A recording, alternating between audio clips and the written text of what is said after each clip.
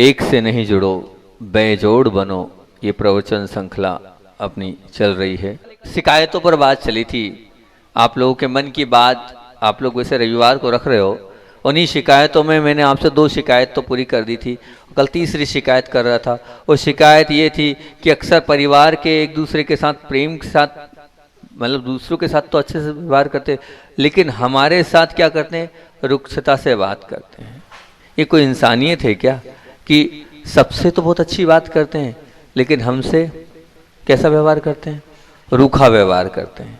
ये बात होती है। तो बहुत अच्छा उत्तर मैंने इस पूरा प्रवचन दिया था, छोटे से मैं इसका उत्तर देता हूँ। मैं सब सुनना और समझने का प्रयास करना और मुझे जवाब भी देना। मनुष्य अन्न यानी अनाज के प्रति जितना जागृत होता है उतना जागृत जल के प्रति नहीं होता है। होता है क्या बताओ? नहीं होता। और उतना जागृत जल से ज़्यादा उतना ही जागृत प्राणवायु के लिए नहीं होता है। मतलब मनुष्य को अन्न भी चाहिए, जल भी चाहिए और प्राणवायु भी चाहिए, लेकिन जितनी जागृति या जितनी उसके अंदर मोह अन्न के प्रति है उतना जल के प्रति नहीं है और उतना प्राणवायु के प्रति नहीं है। ये वास्तविकता क्या कह रही है? अन्न के बिना आप महीनों तक रह सकते हो और जल के बिना आप कुछ दिन तक रह सकते हो, लेकिन आप ये बताओ वो प्राणवायु है, उन प्राणवायु के बिना तो आप चंद मिनट भी नहीं रह सकते हो।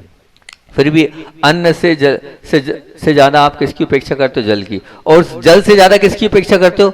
वो प्राणवायु की उपेक्षा करते हो। कारण क्या है? अन्न से जल अधिक सुलभ है, अन्न से जल अधिक सुलभ है और जल से प्राणवायु अधिक सुलभ है। होना चाहिए क्योंकि जो अपना होता है, जो अपना खून होता है, उसी पर तो रूठा वाला व्यवहार किया था। इस पर एक बहुत बड़ा संस्मरण आचार्य श्री का मैंने सुनाया था, अब दोबारा वो हो जाएगा। और इतनी बातें मैंने मेरे जीवन में एक बहुत बड़ी गलती करी थी और आचार्य श्री जी ने मुझे डांटा था। अब वो तो सुना नहीं रहा हूँ, पर उसका पूरा सार बता देता हूँ कि मुझे गुरुदेव ने डांटा था। वो जरा सा वो डांटना मुझे इतना लगा कि मैंने एक लाइन गुरुदेव की आज्ञा से आज तक नहीं पढ़ी। आज 14 साल संघ में रहते रहते हो गए और आचार्य श्री ने मुझ पर विश्वास नहीं किया। मुझ पर मैं इतना ज़्यादा टेंशन में आ गया था, इतना ज़्यादा डिप्रेशन में आ गया था, अपने आप को इस प्रकार से मैंने कर लिया था। क्योंकि वो तो ठीक है, पूरे संघ के साधु मुझे टोकते थे, खूब करो, एक एक लाइन पूछो, अब देख लो क्या हो रहा है, क्या हो रहा है, क्या हो रहा है। अब तुम्हें बार बार गुरुजी हाईलाइट कर रहे हैं। अब वो गुरुदेव हाईलाइट मुझे कब कर रहे हैं, वो तो मैंने इतना डिप्रेशन में आ गया था। ये वास्तु की लाइन और प्रतिमा की लाइन, और इसमें कभी पहले था इंटरेस्ट दीक्षा के पहले 14 साल उठा के नहीं देखा, लेकिन फिर वो इतना मन खराब हुआ कि जिनवाणी माँ को एक तरफ रख दिया। और 1 साल तक एक जुनून था मेरे अंदर, पूरे शास्त्र पढ़ डाले मैंने वास्तु के, कोई शास्त्र बचने नहीं दिया, ऐसा वो जुनून मेरे अंदर छा गया था। लेकिन बाद में मुझे पता चला कि गुरुदेव मुझे बार बार इसलिए डांट रहे थे कि मैं सबको नहीं कह सकता हूँ, लेकिन तुम्हारे माध्यम से सबको बता सकता हूँ।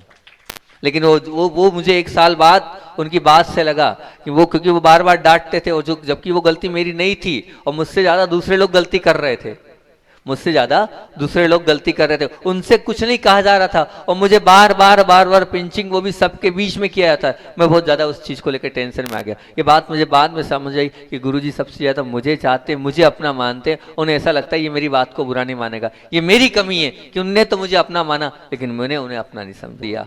तो ये बात ध्यान रखना, कोई अपने वाला आपको अगर डांटता भी है तो ये मान के चलना वो आपको अपना मानता है, इसलिए अधिकार के साथ डांट रहा है, और अधिकार के साथ अगर डांट रहा है तो आप ये समझ लेना कि कुछ ना कुछ इसमें हमारा भला है।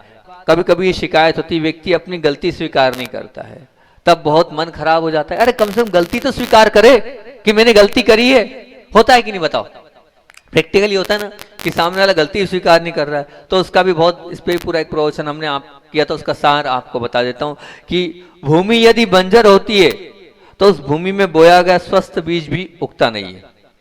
भूमि अगर बंजर होती है तो उसमें स्वस्थ बीज भी अगर बोया तो वो उगता नहीं है। भूमि उपजाई होने के बाद बीज अगर सड़ा हो, जला हुआ हो, तो भी बीज अंकुरित नहीं होता है। और लोहा अगर मान लीजिए जंग वाला होता है तो पास में अगर लोहा पड़ा है, चुंबक भी हो, वो उसे खुद की ओर खींच नहीं सकता है, क्योंकि लोहे पर अगर जंग होगी तो चुंबक भी खींच नहीं पाएगा। निश्चित मान के चलना। बस इसी तरह इस समस्या का यही समाधान है कि अगर सामने वाले की पात्रता ही नहीं है, वो अगर स्वीकार करना ही नहीं चाहता अपनी गलती को, तो जैसे भूमि बंजर हो तो क्या होगा, लोहा जंग वाला हो तो क्या होगा? तो आपने उसी तरह ये मानो ना कि सामने वाले की पात्रता ही नहीं है, वो गलती स्वीकार करना ही नहीं चाहता है, तो फिर खत्म कहानी, क्यों फालतू परेशान हो? और तुम्हारा ही पुण्य होगा जो वो स्वीकार नहीं कर रहा। कोई व्यक्ति खुद की गलती स्वीकार ना करे, उसमें उसकी गलती है, परंतु उसकी गलती, उसकी अस्वीकारता से हम अपना मन क्यों खराब कर रहे हैं?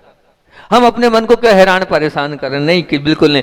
किसी की गलती की सजा आप क्यों भुगत रहे हो? किसी की, उस दिन का क्रीम कोटेशन था हमारा ये, कि किसी की गलती की सजा हम क्यों भुगते हैं? हम क्यों परेशान हो? नहीं, वो नहीं स्वीकार कर रहा, वो जाने, लेकिन हमें अपनी उसकी गलती की सजा हमें नहीं भुगतना है। फिर अगला अपन ने प्रवचन किया था उसमें कि किसी की ये शिकायत होती है कि घर में हमारे साथ अन्याय होता है। किसी की शिकायत होती, घर में हमारे साथ अन्याय होता है। तो बात तो ठीक है, बाजार में हो, संस्था में हो और व्यवहार में हो, और अन्याय की बात एक बार फिर भी ठीक है, लेकिन अपना ही परिवार, अपना ही खून, अपने ही वाले हमारे साथ अन्याय करते हैं, न्याय से बात नहीं करते, क्या उचित है? बहुत अच्छी बात है। मैं एक बात आपसे, उसी में मैंने कहा था कि एक बात आप ध्यान रखना, तुम्हारे मन की दीवार में अंकित कर लेना, जो अन्याय सह सकता है, जो अपमान झेल सकता है, जो अवहेलना को सह सकता है, वही परिवार में रह सकता है, वही परिवार के साथ आत्मीयता को रख सकता है। ध्यान रखना, वास्तविकता ये कि न्याय के लिए लड़ना, न्याय के लिए लड़ना पड़ता है, जबकि समाधान के लिए छोड़ना पड़ता है। उस दिन का क्रीम कोटेशन, न्याय के लिए लड़ना पड़ता है और समाधान के लिए छोड़ना पड़ता है। बताओ आप क्या है? अगर समाधान चाहते हो तो छोड़ते चले जाओ। फिर वो एक दूसरा और कोटेशन दिया था उस दिन कि लड़ने के लिए 36 का सीना चाहिए, और जबकि समझौते के लिए 56 का सीना चाहिए, जबकि समझौते के लिए 56 का सीना चाहिए। एक और कोटेशन उस दिन बोला था हमने कि कर्तव्य बोध के बिना, बहुत अल्टीमेट प्रवचन हुआ था वो, कि कर्तव्य बोध के बिना व्यक्ति के दिए जाने वाला, मतलब कर्तव्य बोध के बिना, कर्तव्य बोध समझते हो ना आप, जो आपको लिखवा रहे हैं हम, वही कर्तव्य बोध के ना व्यक्ति को दिए जाने वाला, व्यक्ति को मिल जाने वाला अधिकार व्यक्ति परिवार दोनों के लिए घातक होता है। आप अगर बड़े हैं, ध्यान सुनना, बड़े लोग जितने बैठे हैं, आप अगर बड़े हैं और कर्तव्य बोध के बिना आप करे जा रहे हो और अधिकार आपके पास है, लेकिन कर्तव्य को आप नहीं मान रहे हो, तो वो जो आपको मिला अधिकार है, वो अधिकार परिवार के लिए घातक होगा। वो अधिकार परिवार के लिए घातक सिद्ध होने वाला है। और महत्वपूर्ण बात तो यह है कि अगर हमारे कर्मों में ही अन्याय लिखा है तो हम फालतू क्यों विकल्प करें? विचार करना कि ये तो क्या है, ये ऐसा ही मेरे कर्म में लिखा था, तो निश्चित तौर से सब कुछ हो जाएगा। फिर एक और अपन ने बात करी थी प्रवचन पे कि कभी ये शिकायत होती है कि अपने वाले, हमें ये होता है, मेरे पास ये सब लोग लेके आते हैं कि सबके बीच में हमारा अपमान कर देते हैं, अपने वाले सबके बीच में हमारा अपमान कर देते हैं। तो उसके लिए बोल रहा हूं कि कोमल स्पर्श से पत्थर चिकना तो बनाया जा सकता है, कोमल स्पर्श से पत्थर चिकना तो बनाया जा सकता है। यदि पत्थर को प्रतिमा के अंदर रूपांतरित करना तो उस पर छेनी का प्रहार करना जरूरी है। केवल पत्थर के लिए ही नहीं, ये वास्तविकता किसी भी जड़ पदार्थ के लिए आप ले लो, अगर आपको उत्कृष्ट और गौरवपद बनाना है तो पीड़ा से उसे गुजरना ही होगा, और वो पीड़ा गुजरना उसके लिए अनिवार्य है। चाहे लकड़ी को फर्नीचर बनना हो, चाहे स्वर्ण को विशुद्ध बनना हो, इसके चलना। अपमान के शब्दों पर ध्यान न दो, अपमान क्यों हुआ है, अगर उस पर चले जाएंगे तो समस्या का हल ही हो जाएगा। कांच का टुकड़ा, कांच का घड़ा किसी एक छोटे से कंकर से भी टूट जाता है, और मजबूत घड़ा पत्थर से भी नहीं टूटता है। तो छोटी छोटी बात को आप अपमान के रूप में स्वीकार कर लोगे तो जीवन क्लेशमय बन जाएगा। क्लेश से बचना है तो कारणों के निराकरण पर आपको जाना चाहिए। कारण के निराकरण पर आप चले जाएंगे तो निश्चित तौर से सबका सब हल निकलते चले जाएगा। पर मन की विचित्र ये अवस्था है कि 50 बार किसी ने अच्छा किया, हम उस सुखद अनुभव को तो हम भूल जाते हैं, और व्यक्ति ने एक बार हमारे साथ गलत कर दिया, हम उसको बार बार याद करके उस दुखद अनुभव के साथ अपने जीवन को ले जाते हैं। ये हमारे अंदर बहुत गलत और बहुत बुरी आदत है। इसे हम दूर करेंगे तो बहुत अच्छा हमारा होता चला जाएगा। क्योंकि ये मान के चलना, अगर किसी से कुछ गलत अनुभव किसी का हो भी गया है तो हो गया है, किसी के साथ हुआ है, जरूर थोड़ी है कि आपके साथ भी गलत करेगा। इसलिए आप रिस्क लो, और रिस्क लो तो जरूर निश्चित है कि रिस्क है, आप रिस्क जरूर है, पर फिक्स नहीं है कि आपके साथ भी वो गलत करे। क्योंकि सबके साथ गलत किया है तो वो आपके साथ भी गलत करे, ऐसा कोई जरूरी नहीं है। यहाँ तक कि अपनी पूरी भावना और पूरी बात हुई थी काय की, उदारता की। एक बात और मैं रख दूं, मेरा भाव हुआ वो आपके बीच में रख देता हूँ। पर एक विशेष प्रवचन श्रृंखला हम प्रारंभ कर रहे हैं, ठीक है ना।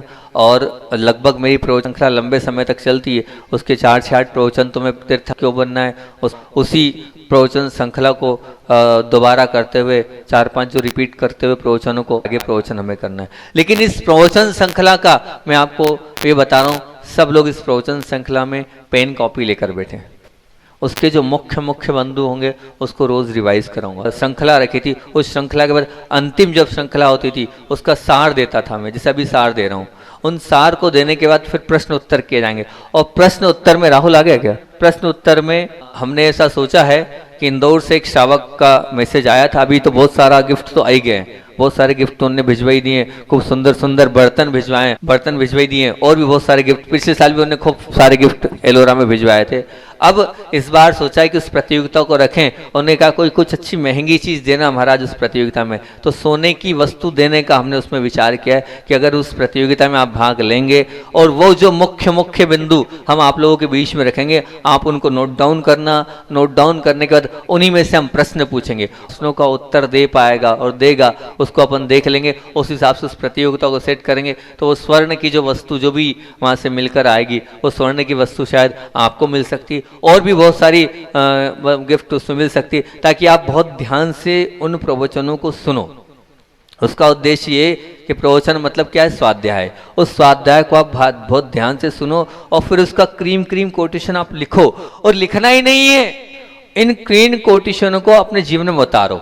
जो हम मुख्य बातें बताएंगे उनको आप अपने जीवन में उतारो। और जब हम लिखते हैं, याद करते हैं बार बार, वो बामोरा में तो ऐसी स्थिति होती थी कि वो जो वहाँ की महिलाएं थी, वहाँ की महिलाएं तो उसे तैयारी के साथ आती थी, और तैयारी के साथ जैसे एग्ज़ाम होता है, रात भर पढ़ते, बिल्कुल जैसे एग्ज़ाम पढ़ते, ऐसे वो पूरे जो क्रोध के 40 प्रवचन हमारे हुए थे, वो पूरी प्रवचन श्रृंखला का एग्ज़ाम हुआ था, फिर मान का हुआ था, फिर मायाचारी का हुआ था, ऐसे 40 प्रवचन हुए थे, 35 कभी 38 कहीं 45 प्रवचन किसी वो प्रवचन श्रृंखला। उनके हर प्रवचन के बाद वो कॉम्पिटिशन होता था। ये तो ध्रुव तो था ही किस प्रकार से वहाँ चलती थी, वो महिलाओं में और बहनों में कंपटीशन। और फिर इसी प्रकार से हमने सोचा है क्यों ना वो उत्साह वहाँ बामोरा में, तो क्या बांसा बामोरा से कम है क्या? बताओ, कम है? अरे उससे तो अधिक ही है। भले थोड़ा समाज छोटी है, वहाँ 120 घर की समाज है, यहाँ 70 घर की समाज है, लेकिन छोटी भी है तो क्या हुआ, छोटी भी है लेकिन मन में उत्साह तो है। उस उत्साह के साथ हमारे भाव हैं कि वो प्रतियोगिता अभी तो नहीं, अपनी आज लगभग हो जाएगी, तो कल प्रवचन श्रृंखला खत्म होने के बाद उस प्रवचन श्रृंखला को 16 कारण से ही प्रारंभ करेंगे। तो 16 कारण के समय आप चाहें तो हमारे पारस भैया के यहाँ से तो जो है वो माता राम ले गई थी, यहाँ पर रखी बहुत सारी कॉपी पेन हम सबको यहाँ वितरित कर देंगे। आप नोट करते चलना, नोट करने के साथ फिर उसके बाद इसमें कोई उम्र का कोई भी नहीं है, छोटा बच्चा भी इसमें भाग ले सकता है और वृद्ध भी इसमें भाग ले सकता है, सभी का इसमें आमंत्रण है। बस आपको तो जो क्रीम कोटेशन है नोट डाउन करते जाना है। और फिर मैं वहाँ तो ऐसा भी करता था कि अंत में क्रीम कोटेशन को रिवाइज भी कराता था, यहाँ भी चालू कर दूंगा ताकि आपको ये समझ में आए कि कौन सा क्रीम कोटेशन है। और फिर उसके बाद एक पूरा और दे दूंगा अंतिम 2-3 प्रवचन क्रीम कोटेशन में। और मतलब 5 क्रीम कोटेशन दिए या 4 एक प्रवचन में क्रीम कोटेशन बोले, उसमें से 1 या 2 पूछे जाएंगे, क्योंकि सब तो मैं पूछ नहीं पाऊंगा। और फिर वो आपको बताना, बड़ा आनंद आएगा आपको, बहुत अच्छा आपको इसके माध्यम से लगेगा, पक्का और अच्छा आपका स्वाध्याय हो जाएगा। तो पूरी तैयारी के साथ आगे की जो प्रवचन श्रृंखला है उसमें आपको मन बना के आना है और सभी को इस विषय को बता देना है। गिफ्ट लेना प्रयोजन नहीं है, गिफ्ट प्राप्त करना प्रयोजन नहीं है, लेकिन हम कितने ध्यान से सुन रहे हैं, हम कितनी एकाग्रता से सुन रहे हैं, हमारा मन कितना लगा है, ये मुख्य है। और यहाँ तक कि जो ऑनलाइन सुन रहे हैं वो भी इसमें भाग ले सकते हैं, वो भी इसका उत्तर दे सकते हैं। ऐसा हमारा आप लोगों से भाव है, तो कर सकते हैं नहीं कर सकते हैं? बासा वाले तैयार हैं? तो तैयार हैं तो बहुत अच्छी बात है। अब रही बात हमारे 5 बिंदुओं पर, हम कुल 4 बिंदुओं पर हम पूरी चर्चा कर चुके। 5वां बिंदु बचा कौन सा? प्रेम के मुख्य 7, 8, 10 प्रवचन थे। वो 7, 8 प्रवचन में प्रेम की बात हमने प्रारंभ करी थी कि वस्तुतः प्रेम हमारे अंदर का प्राण है, प्रेम ही हमारे अंदर की श्वास है, और प्रेम ही हमारे शून्य जीवन का एक प्रकार का कहना चाहिए कि शून्य जीवन को एक प्रकार से नव जीवन प्रदान करने वाली वो कला है। और जहाँ प्रेम नहीं है उसका जीवन 100 के समान है। लेकिन हर व्यक्ति प्रेम को बढ़ाने की बात करता है, लेकिन ये प्रवचन की श्रृंखला ही मैंने कुछ अलग कर दी थी। लोग समझते थे प्रेम बढ़ाने की बात महाराज जी करेंगे, लेकिन मैंने कहा था आपका प्रेम आपके संबंधों की मधुरता पर निर्भर करता है, परंतु प्रेम कितना, कहाँ तक, उसकी मर्यादा रेखा बनाई कि नहीं।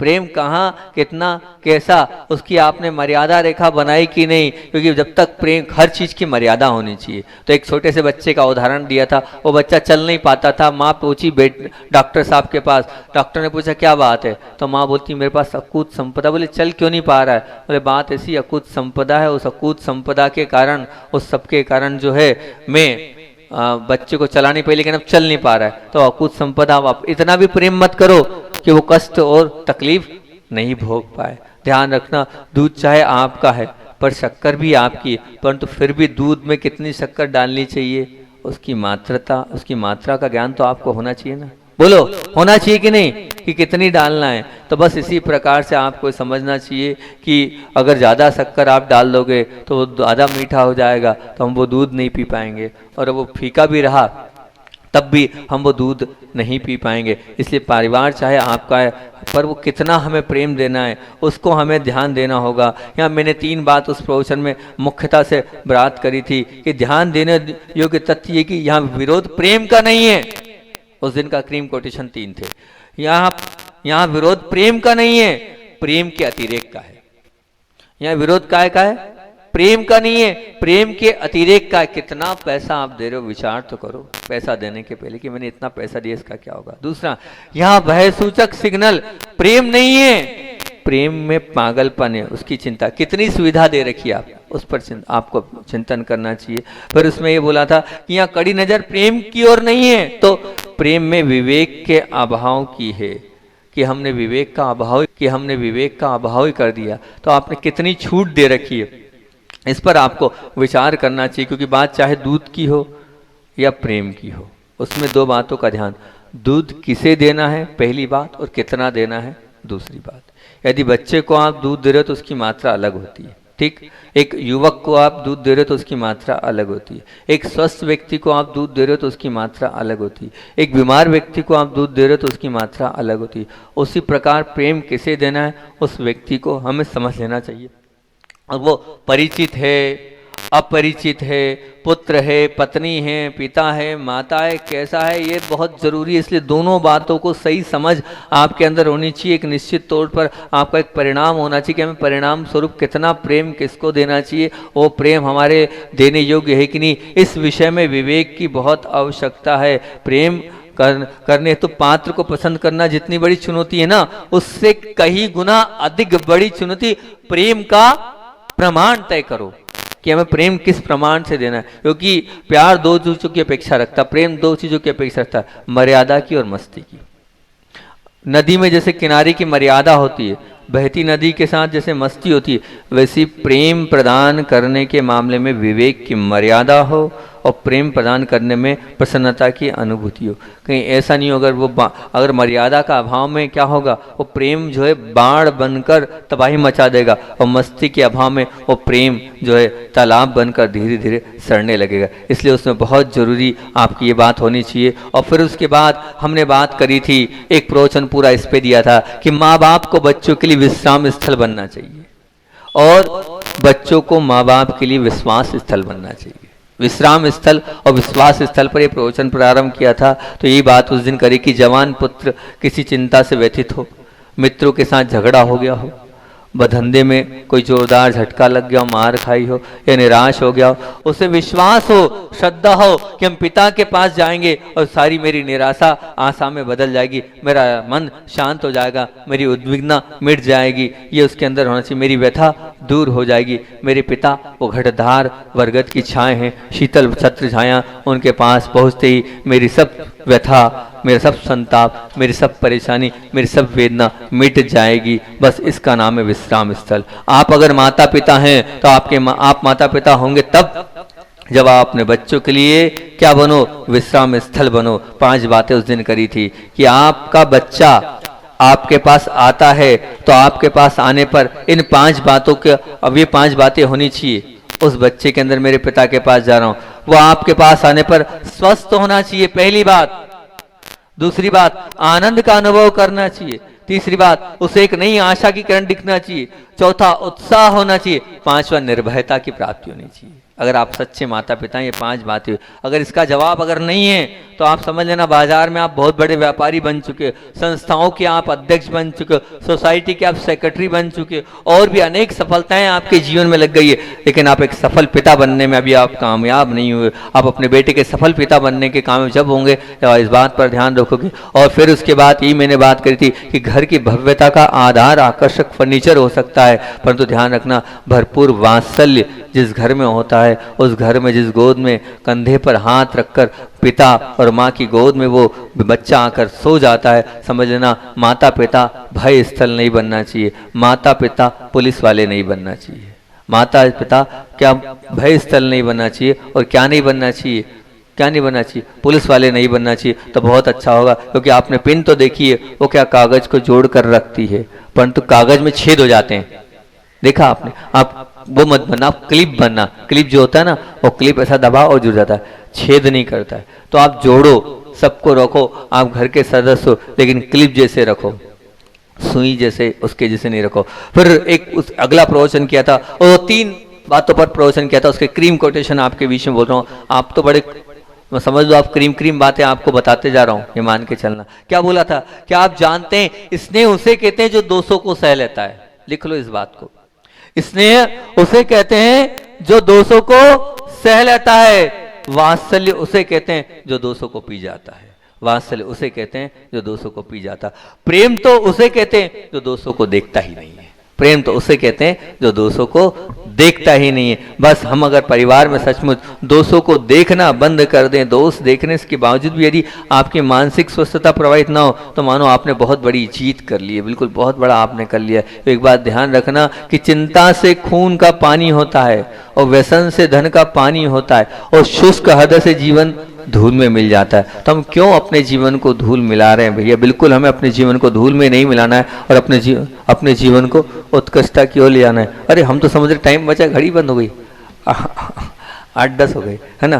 तो अपने जीवन को उत्कृष्टता की अगर और ले जाना है, तो एक कौवे की बात और बोली थी हमने कि कौवा कैसा होना चाहिए, मैं लोकप्रिय हूँ भले ही नहीं हूँ, परंतु क्या है, अपना परिवार प्रिय जरूर हूं, अपनी समाज का प्रिय अवश्य हूं। मैं आपसे पूछता हूं, वो प्रवचन इस पे किया था, आप प्रभु प्रिय बनना चाहते, लोकप्रिय बनना चाहते, या परिवार प्रिय बनना चाहते? बताइए आप क्या बनना चाहते? जैसे बहता हुआ पानी करीबी गड्ढों को पहले भरता है, ऐसे ही अगर समझदार आप हैं तो अपने करीबी लोगों को पहले आप ध्यान दें, उनका पहले ध्यान रखें। लेकिन गंभीरता की निरीक्षण किया था तो आप अलग हैं। परिवार, उस दिन एक और बहुत अच्छी क्रीम कंडीशन बोला था हमने कि परिवार को जो मन और मान देता है वो परिवार प्रिय बनकर ही रहता है। क्या बोला था?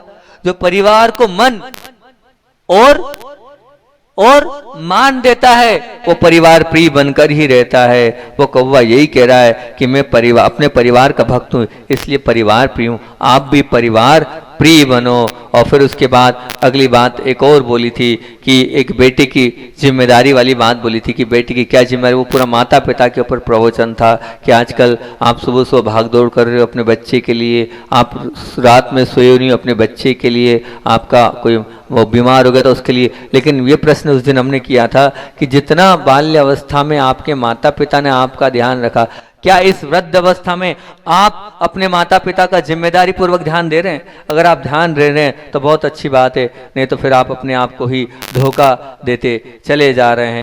अंतिम में 6 बातें बोलकर अपने प्रवचन की श्रृंखला को विराम देता हूं पारिवारिक, कि परिवार को अगर मजबूत बनाना है तो 6 बातों पर यह पूरा अंतिम प्रवचन हुआ था कि 6 बातें कौन कौन सी? सहयोग की भावना रहे, पहली बात समझौते करने की तैयारी हो, दूसरी बात सहनशीलता की वृत्ति हो, तीसरी बात और क्या हो, एकता की भावना बनी रहे, चौथी बात संस्कारों की पूंजी बनी रहे, पांचवी बात और स्नेह का अमृत सबके ऊपर बिखेरता चला जाए, तो निश्चित तौर से वो आपका परिवार टाटा मुक्त बन जाएगा, मतलब टंटा मुक्त बन जाएगा, मतलब लड़ाई से मुक्त बन जाएगा, लड़ाई से मुक्त आप सबका परिवार बने, यही भावना हम बातें बोलिए। आचार्य भगवान विद्यासागर जी महामुनि राज।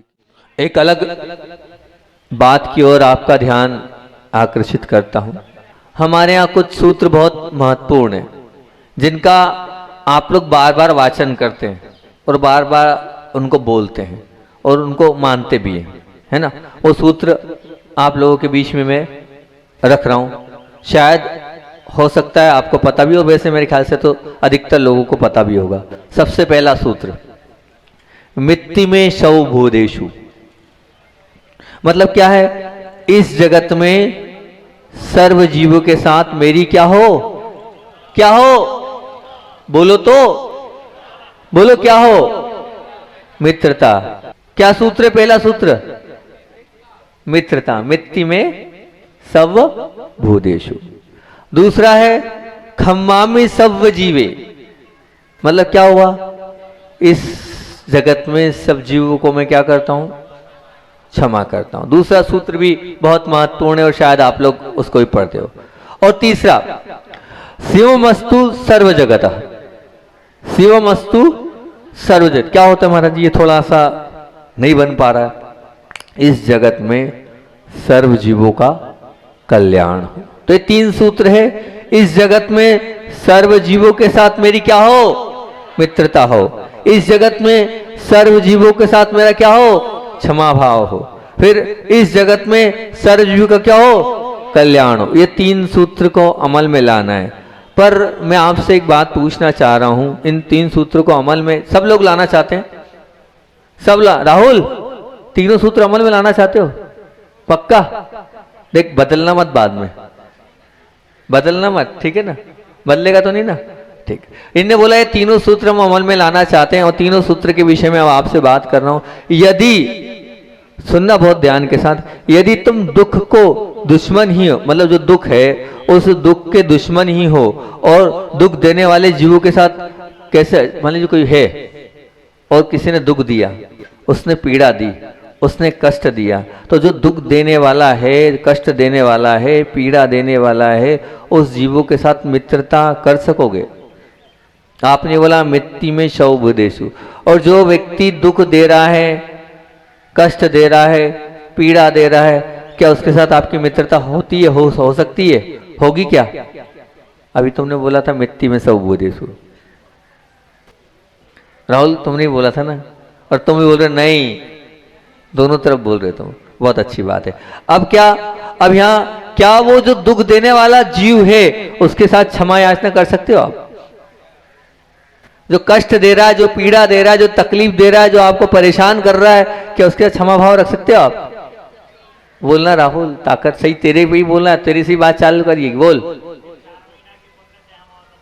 4 महीने के पुण्य से, बाकी जो दुख देगा, जो पीड़ा देगा, जो कष्ट देगा, उसको क्षमा याचना। अब क्या वो जो दुख देने वाला जीव है, क्या उसके कल्याण की भावना भा सकते हो तुम? इसने मुझे तकलीफ दी है, इसने पीड़ा दी है, इसने कष्ट दिया, इसने मुझे फंसाया है, उसके बाद भी इसका कल्याण हो।